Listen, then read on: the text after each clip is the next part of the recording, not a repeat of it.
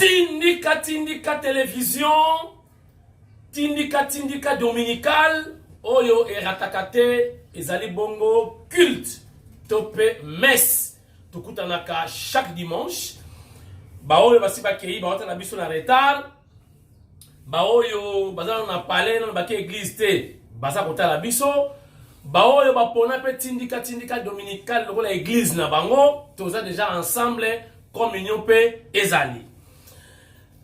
Toujours avec les conseillers indépendants, autoproclamés, sans ordonnance et sans salaire, surtout sans flatterie.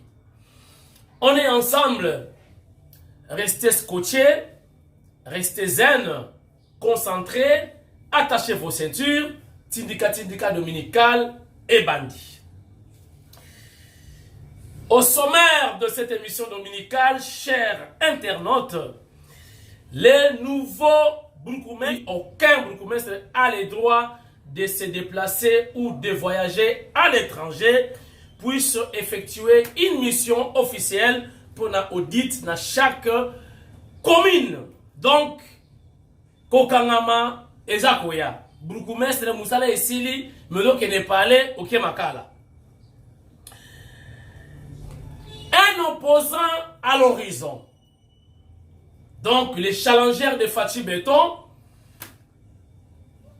on ne change pas l'équipe qui gagne, dit-on, vice-versa. C'est-à-dire, frère Martin ou Martin Fayoulou n'est plus le candidat des Occidentaux.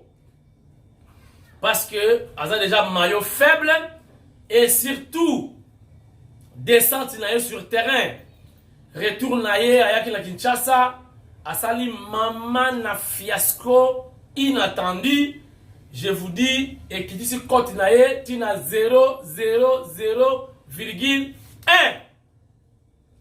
Donc, Mundele, on va s'opposer à Fatih, bah pour lui déjà Fayoulou 2, comme on a eu, Tokopé Sabido, Nicolas Koya.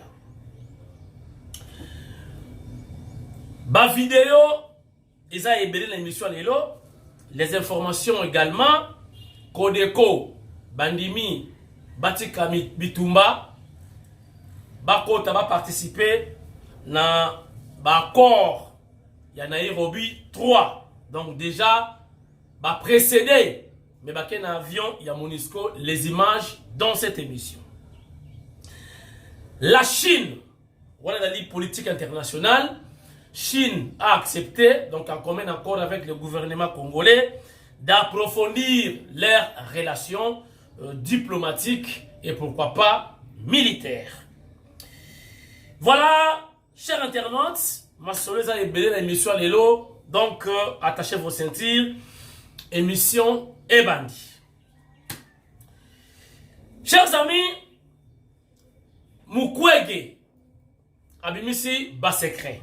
Je crois, ma vidéo, vous avez Sika, parce que comment il me dit vidéo, oh yakala, il a l'information.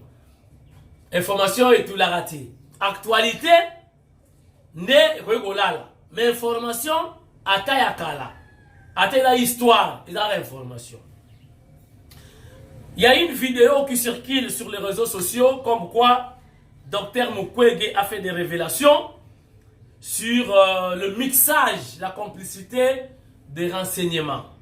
Selon Mukwege, ba bureau na est, il y a renseignement. Tout le monde aner, basa ensemble, donc aner il y a Rwanda, na aner il y a Congo. Pourquoi? Est-ce que c'est vrai? Bon, la vidéo, na émission, il y a les ba bourgmestre nyonso yo musala esili.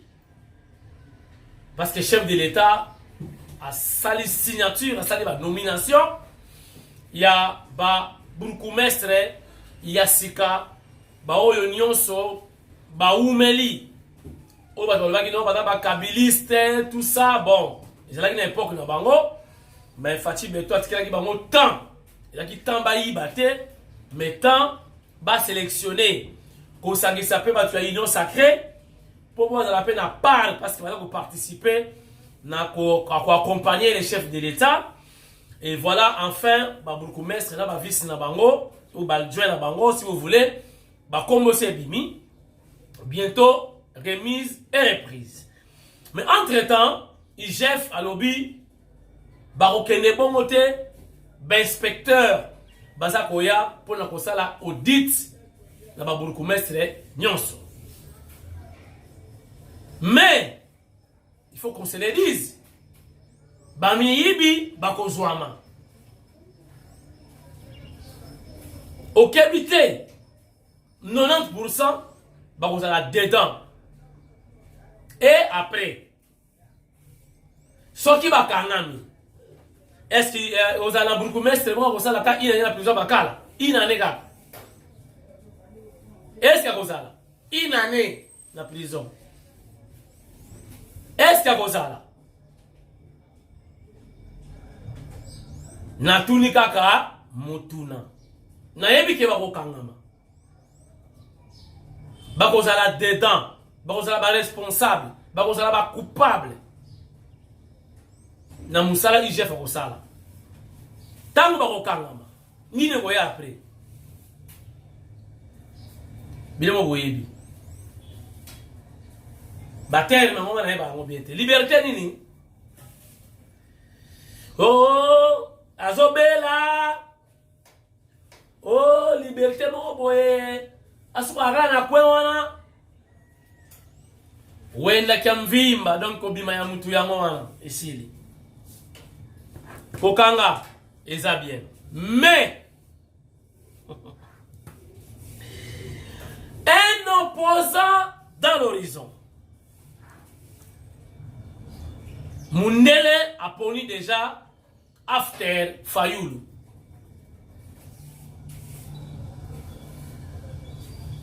Balobi et qu'on a sous danger on a Fachi Béton. Na koyebi sabino opposant kala mingi te boko sentir ye bientôt royoka ba France 24 ba RFI ba bonotaka koma mutu wana.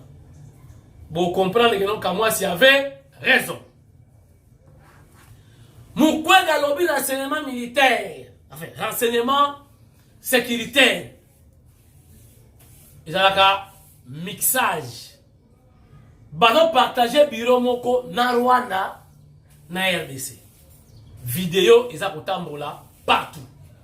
Soki yotali yangote talango na tindika. Sur la vidéo ya kala. Sur la ya sika. Na évité. Mais c'est une information. Regardez. Mais l'armée rwandaise n'a jamais quitté le Congo depuis 1996.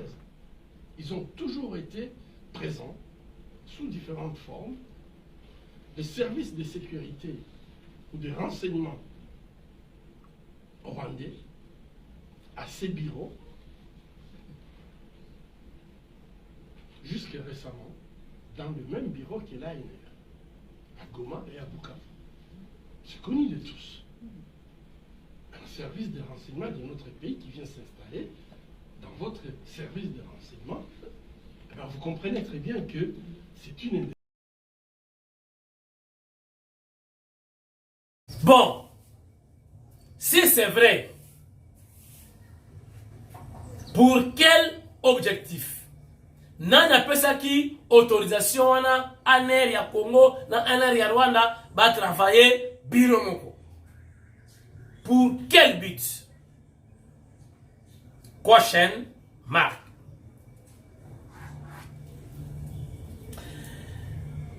Chers amis,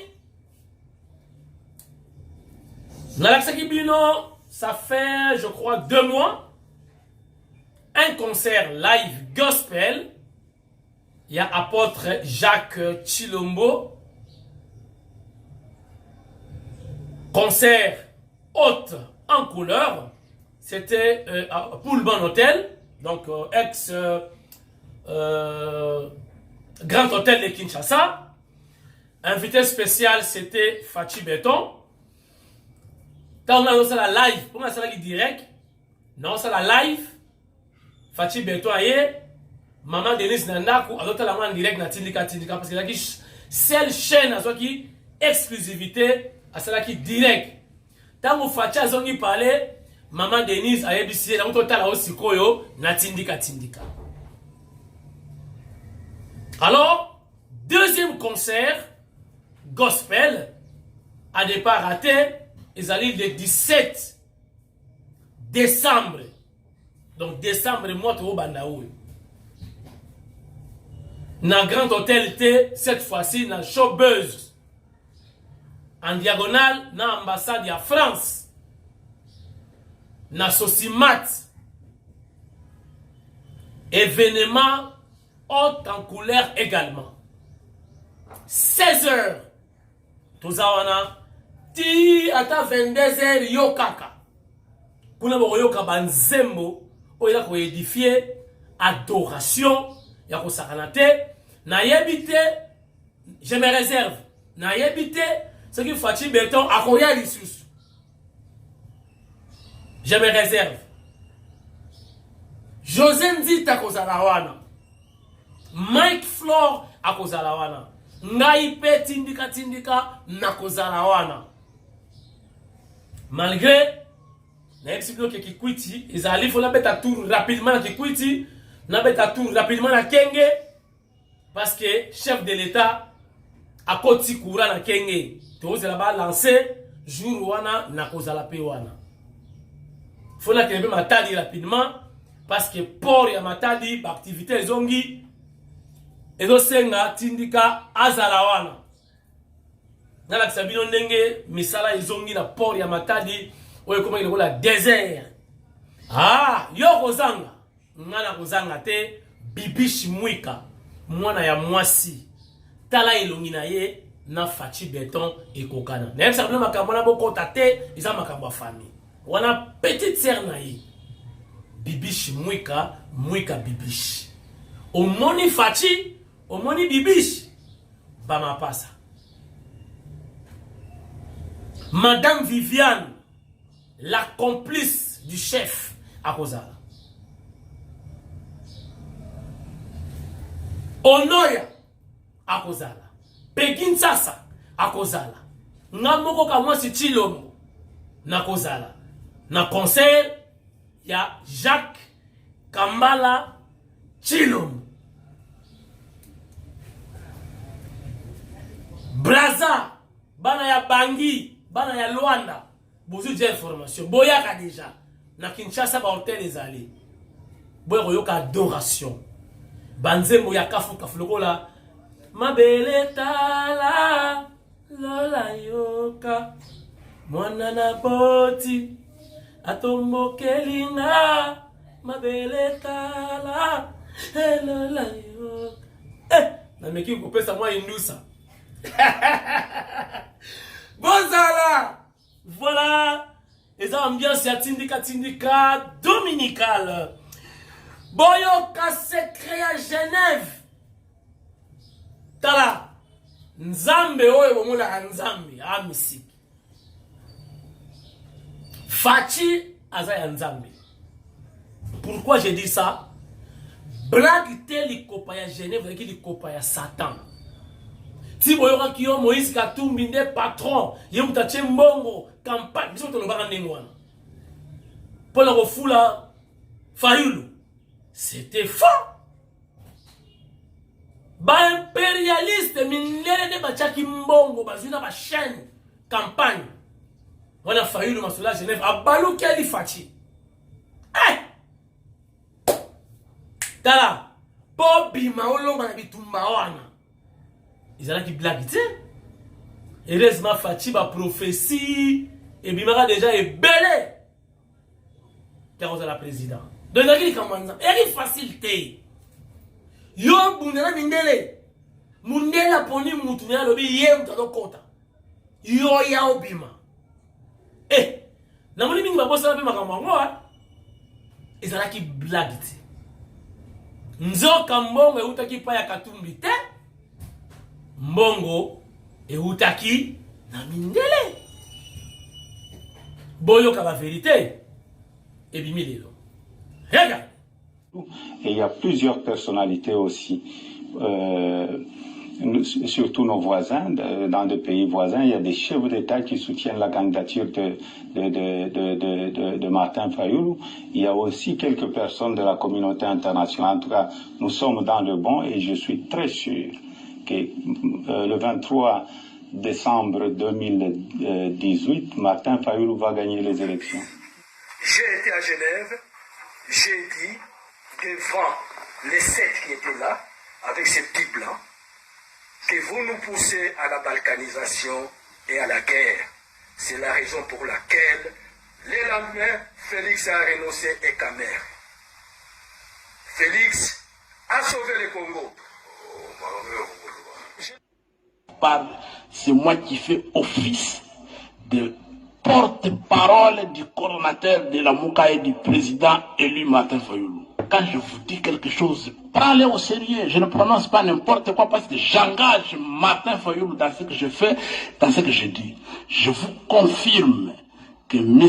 Katumbi, M. Mbemba n'ont jamais financé la campagne électorale de Martin Fayulu. C'est la première fois dans ma vie que je l'ai dit. Merci beaucoup. C'est la première fois dans ma vie que je l'ai dit.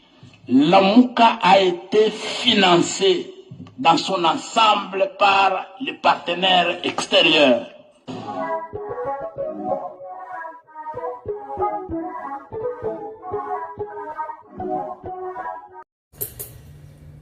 Voilà, nous sommes de retour sur ce plateau mobile de Tindika Tindika Télévision. Codeco, Bandimi va participer à l'accord de paix, Nairobi 3, Bandimi, Batika, Minduki, mais na évité, condition à Bango, et Kozala, Nini. Monisco, Azui Bango, Ache Bango en avion, va précéder, Basolola, pour pacifier Ituri. Mais il y a un groupe armé Zahir. Il se réserve encore, il faut se prononcer. Peut-être à la dernière minute, il va participer à l'accord, il y a Nairobi 3. Que les images parlent. Regardez. Ils étaient parmi les grands absents pour les négociations de Nairobi phase 2. Les groupes armés Codeco et FPIC qui, finalement, ont accepté de prendre part à Nairobi 3. Pour ce, la milice Codeco a envoyé 7 personnes, parmi lesquelles Bassazupa Gerson, porte-parole de cette milice. Il est accompagné de l'entrement désiré Chulo Douglas, Vekana Rehema, des cerveaux-moteurs de la Codeco, milice très active en territoire d'Ndjogo. La milice FPIC est représentée par 3 de ses membres. Il s'agit de Dachabo, Makati et Kabulabo Nyamabo, tandis que la FRPI a envoyé 4 personnes d'Omuno Munobi et Adiro Dumbafele. Il s'agit des groupes armés qui ont signé des accords unilatéraux de cessez-le-feu. Le groupe d'autodéfense Zahir, pourtant contacté, s'est réservé d'envoyer ses délégués. Une vingtaine de membres de différentes communautés de l'Ituri, dont les Hema, ainsi que les membres de la société civile de l'Ituri, ont aussi fait mouvement vers Nairobi, la capitale kenyane. C'est donc un pas vers la restauration de la paix, notamment en territoire d'Ndjogo, secoué depuis 2017 par des atrocités de miliciens Codeco. C'est pour parler de Nairobi regroupant tous les groupes armés de l'Est du pays, sont initiés par le gouvernement congolais, une vision du président Félix Tshisekedi.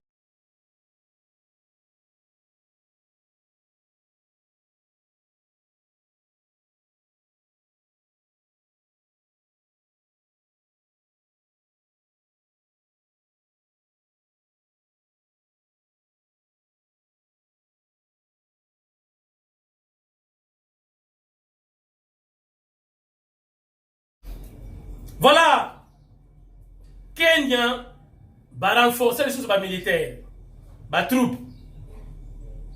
Mais ce que j'ai aimé, va changer de discours. Ils ont confirmé que vous avez la ligne de front ensemble na FARDC. Regardez.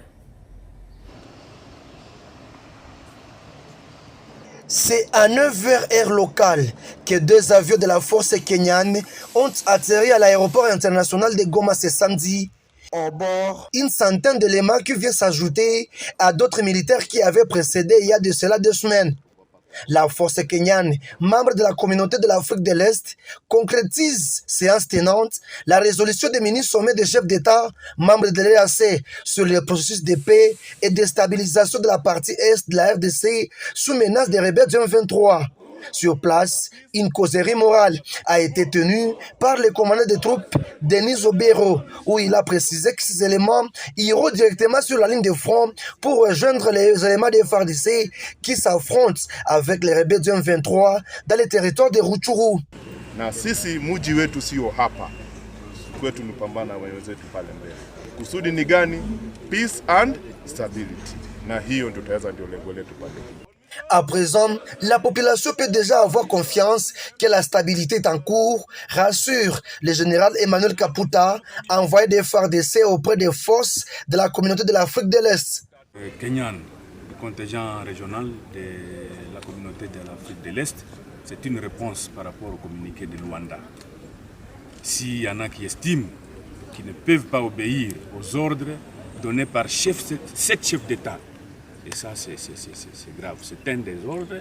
Ils doivent déposer les armes. Et la réponse est là. Ça veut dire que ces unités vont aller sur le terrain. Nous quittons ici, nous montons sur...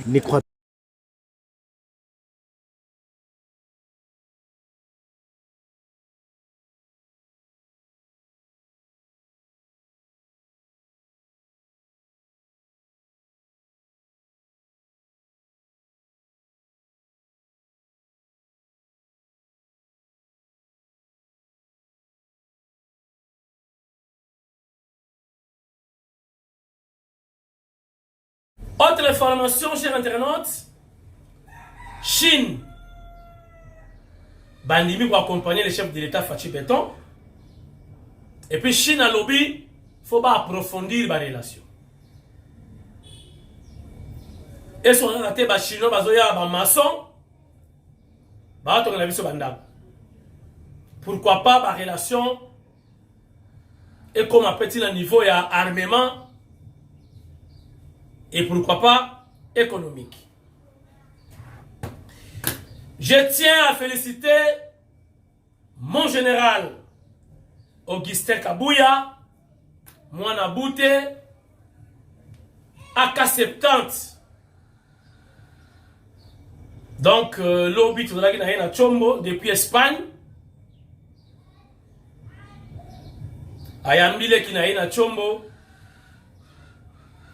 Qui m'a appelé Tindika Nabia, mon général, AK-70. Bon séjour, Abio. Tout va bien, Tindika, ça va. Nous avons une élection et salami na la parti socialiste. Il y a Bimi, vice-président, il y a international social. Dans l'Isanga Wana. Il y a un parti socialiste mondial. Augustin Kabuya, vice-président.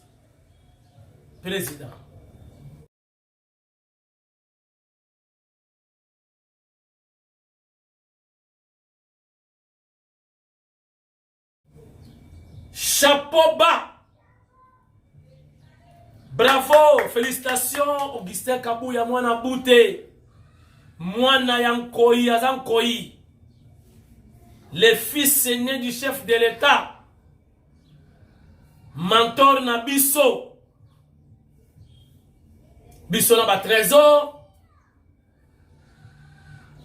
Ibenge, biso na ba Scotty, les parsec, nous sommes nombreux.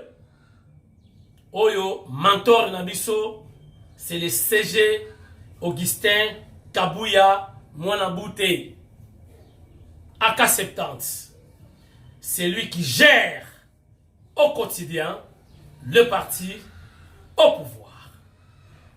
Chers amis, Tobandaki Misanabiso, na boboto bondeko esengo kimia na mabota na bino nyonso epai wapi bolandi avec beaucoup de concentration votre émission dominicale Tindika dominicale avec lui-même le présentateur animateur Kamwasi Chilombo le conseiller indépendant autoproclamé Nanko du chef de l'État Fachi Péton.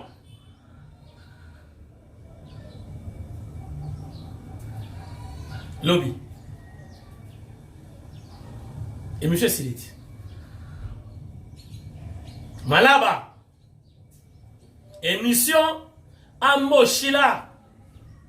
Che Tamujuntus. À Miami.